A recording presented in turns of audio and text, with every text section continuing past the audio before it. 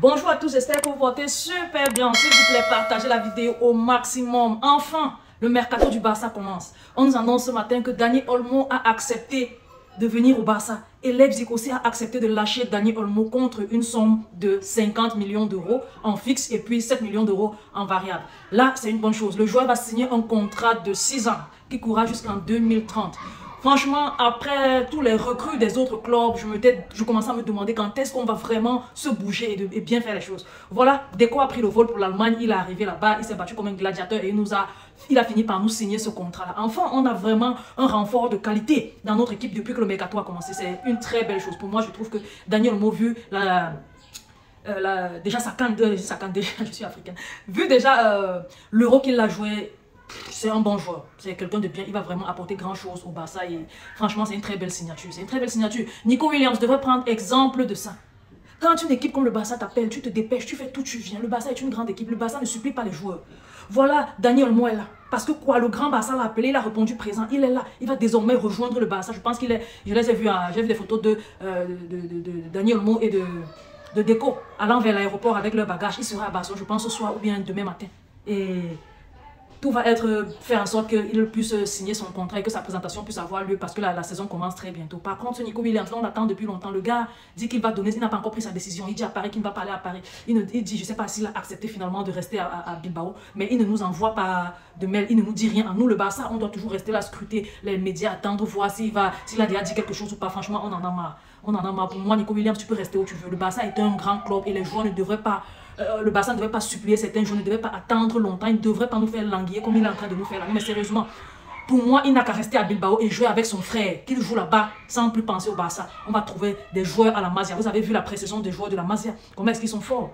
Franchement, l'absence de la non-avenue de Nico Williams peut nous révéler des stars, comme le départ de Dembélé l'année passée a réveillé. Nous a révélé une star, ça a réveillé Lamine Yamal et l'a mis en équipe première. On a vu ce que ça a donné. Franchement, il ne faut pas trop qu'on s'attarde sur des joueurs qui vont nous coûter de l'argent quand nous sommes les fabricants numéro 1 des pépites de football. Non mais sérieux. Franchement, c'est ce que je voulais dire pour ce Nico Williams là. On a trop attendu, on l'a trop supporté. Donc il reste où il est là. Maintenant, on va revenir à d'autres choses qui me dérangent vraiment. On a deux joueurs au Barça. Franchement, qui ont des salaires énormes. Je ne sais pas comment on a fait pour en arriver là pour Lewandowski.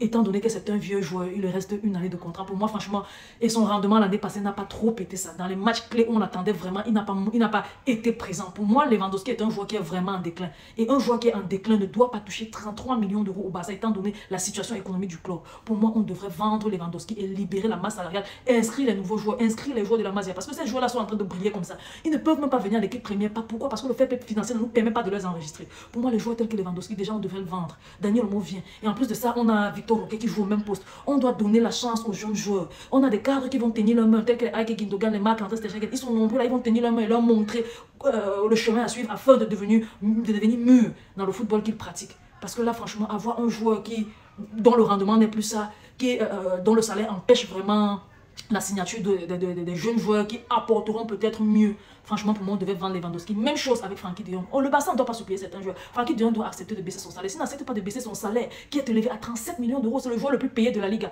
Franchement, ça traîne le club. Je ne sais pas comment, c'est Bartomeu, c'est lui qui a signé la qualité de contrat là. Ça traîne, ça freine le club. Ça freine, il est bon, certes.